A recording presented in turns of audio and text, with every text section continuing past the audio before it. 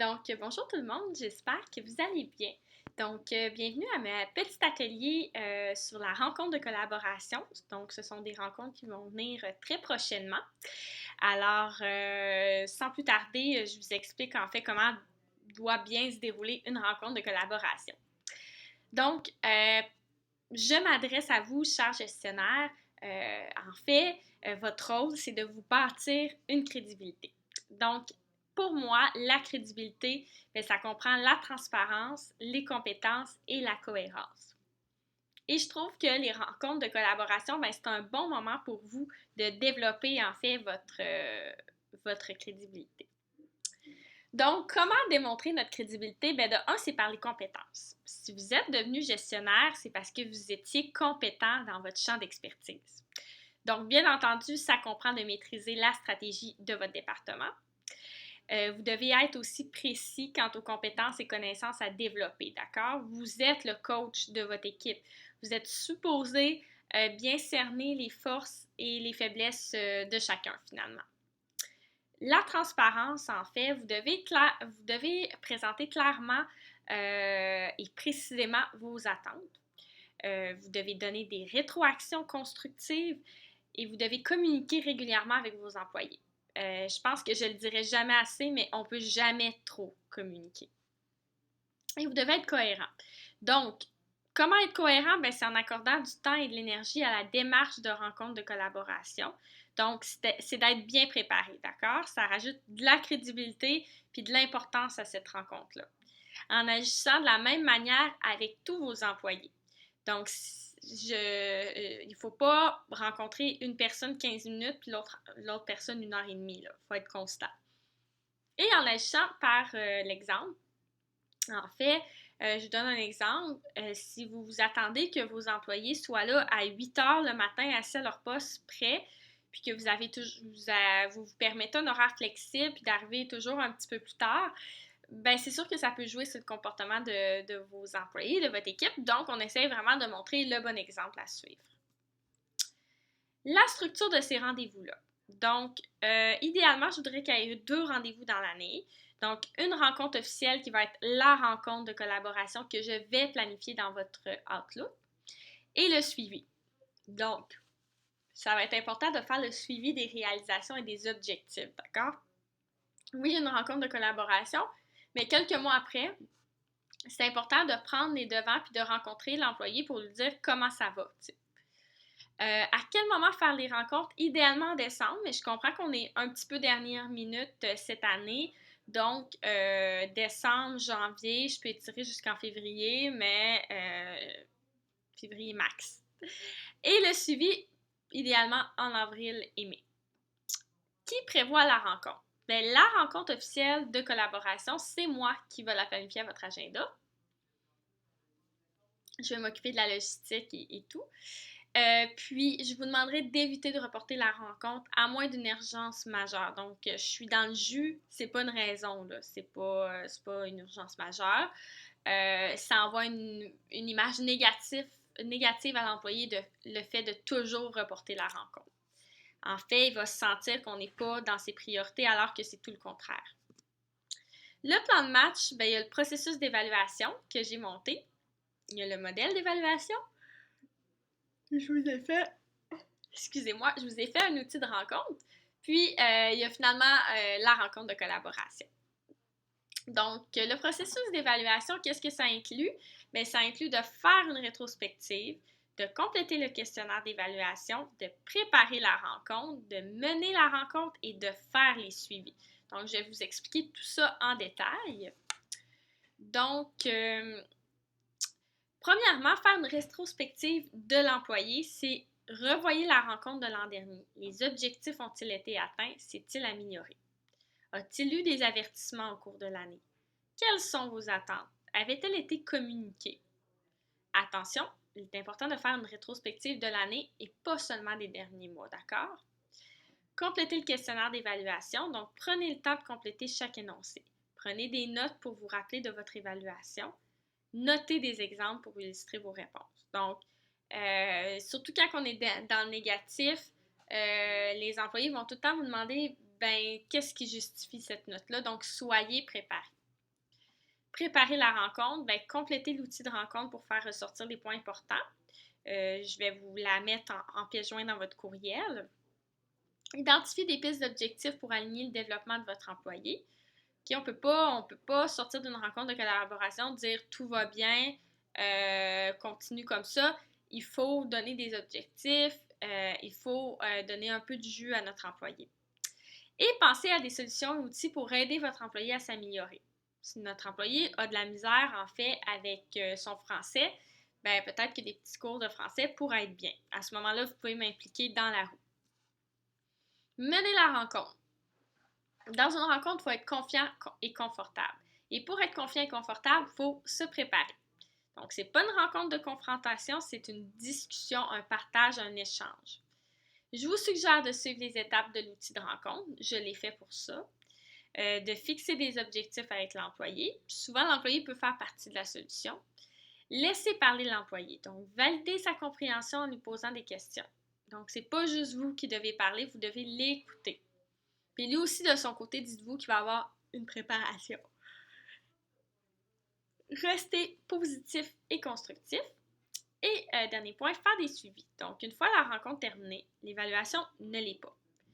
Faites des suivis réguliers. Assurez-vous que les engagements mutuels pris lors de la rencontre sont respectés.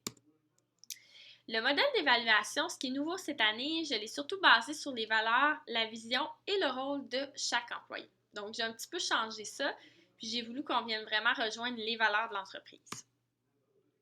Le questionnaire, il est divisé en quelques sections. Donc, section 1, c'est les compétences de PR distribution. Section 2, c'est une évaluation globale. Section 3, c'est plus le plan de développement et gestion de carrière. Puis à la fin, il y a les signatures. Il y a des choix de réponse assez simples de 4 à 0. Pourquoi de 4 à 0? Je n'ai pas voulu mettre de point neutre. Je ne veux pas qu'on se retrouve toujours entre c'est bon puis c'est pas bon. OK? Donc, 4, c'est très satisfaisant. Donc, on surpasse les attentes. 3, c'est satisfaisant. On répond tout à fait aux attentes. 2, peu satisfaisant, en dessous des attentes. 1, très peu satisfaisant, ne répond pas aux attentes. 0, ne s'applique pas. Ça se peut qu'il y ait des situations qui ne s'appliquent pas au contexte ou à la nature du poste. Sachez que la note 3, elle est très, très bonne. Okay? Il faut mentionner à l'employé que la note 4, c'est assez exceptionnel. Section 2 et 3, ben, les points forts, les points améliorés, maximum 3. Vous pouvez en mettre 1, vous pouvez en mettre 2, mais maximum 3. Vous devez aussi avoir des outils et moyens pour aider votre employé à s'améliorer. Ça peut être des rencontres hebdomadaires, des tableaux de suivi, des coachings, des lectures, des formations externes, du jumelage, du mentorat, etc. Il existe plusieurs solutions. Les objectifs, il faut que ça soit aligné avec la stratégie de votre département. Puis vous devez préciser en fait les objectifs. Vous devez vous montrer ouvert sur les besoins de formation. Est-ce que la personne a un souhait de développement? Veut-tu suivre une formation? Elle a-t-il une certification à faire? Vous devez aussi avoir une ouverture sur le développement de carrière. Oui, là, la personne est technicienne comptable, mais où elle se projette dans 5 ans? Donc, ses aspirations professionnelles, autres postes convoités, que ce soit à l'interne ou à l'externe, ajout de responsabilité, etc. Vos objectifs, je vous ai fait en fait, vous l'avez sur votre outil de rencontre, mais il faut faire des objectifs SMART. SMART pour spécifique, mesurable, atteignable, réaliste et temporel. Je vais vous laisser 2 petites minutes pour regarder tout ça. Je pense que la diapositive explique assez bien l'objectif SMART.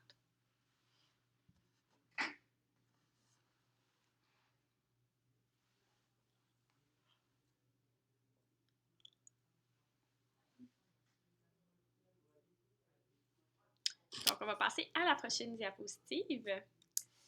Et mon salaire dans tout ça? Bien, la notion de salaire, en fait, ne doit pas être explicitement reliée avec la rencontre de collaboration. Donc, chaque gestionnaire est responsable d'établir un plan de match pour son équipe. Cette année, on en a convenu, c'est 2% d'augmentation salariale pour tout le monde. Mais des fois, il y a des petits cas particuliers, des gens qui se surpassent au travail. Donc, il faut se poser la question si l'employé a complété une année complète. Y est-tu performant? Est-ce qu'il répond aux attentes? Y a-t-il une augmentation, une bonification dans la dernière année? Puis ensuite, vous présentez en fait le tout à moi. conseillère en ressources humaines. L'outil de rencontre que je vais vous mettre en pièce jointe dans vos courriels, c'est quoi? Bien, c'est une page qui présente les 10 étapes de la rencontre d'évaluation. C'est un aide-mémoire sur la démarche à adopter, puis c'est une page de notes pour regrouper vos idées. Donc, je vous suggère vraiment de faire l'exercice d'utiliser cette page-là avant la rencontre avec votre employé. Et les bonnes raisons de pourquoi j'utiliserais ça, ben c'est pour bien vous préparer, c'est pour identifier en avance les points importants à adresser. C'est pour pas vous noyer dans un trou d'informations. Hein. Faut rester quand même aller à l'essentiel. C'est 45 minutes, c'est pas 1 heure et demie la rencontre. Pour ne rien oublier aussi, pour rendre la rencontre dynamique, lui donner une structure, pour vous guider dans la rencontre, puis avoir une démarche cohérente chez PR Distribution. Idéalement, j'aimerais que tout le monde ait la même expérience là, d'évaluation. Les erreurs fréquentes que vous allez être amené à faire, puis c'est pas un reproche, je veux dire, tout le monde, on est des humains, tout le monde a fait ces erreurs-là, c'est ne pas se mouiller au manque de courage. Donc, la tendance à coter la majorité dans la moyenne, tu sais, de mettre des 3 partout, là. Ce qui avantage est moins performant, puis ce qui désavantage est plus performant. Donc, il ne faut pas avoir peur de se mouiller, de dire quand ça va pas, ça va pas. Tu es un bon employé, mais côté communication là, ou côté attitude, tu as toujours l'air bête. Ben, peut-être pas dit comme ça, là, mais tu n'as pas une bonne attitude, tu dégages pas du positivisme, ben, il faut le dire. Il faut mettre l'accent sur les problèmes et sur le négatif. Donc, mettre l'accent sur les problèmes et sur le négatif, ben, il y a trop de gestionnaires qui vont tout le temps puncher l'employé sur le négatif, sur les erreurs qu'il a fait dans l'année et tout. Mais il ne faut pas accorder non plus une trop grande importance aux erreurs. Faut souligner les succès et les bons coups. Donc, c'est le moment aussi de faire de la reconnaissance. Donc, il ne faut pas faire erreur sur la personne, donc attribuer une mauvaise cote de performance pour des éléments hors du contrôle de la personne évaluée. D'accord? Ça, c'est bien important. Donc, votre objectif dans tout ça, donc suite à la rencontre d'évaluation, ben, voici le comportement que votre employé devrait avoir. Il devrait être motivé.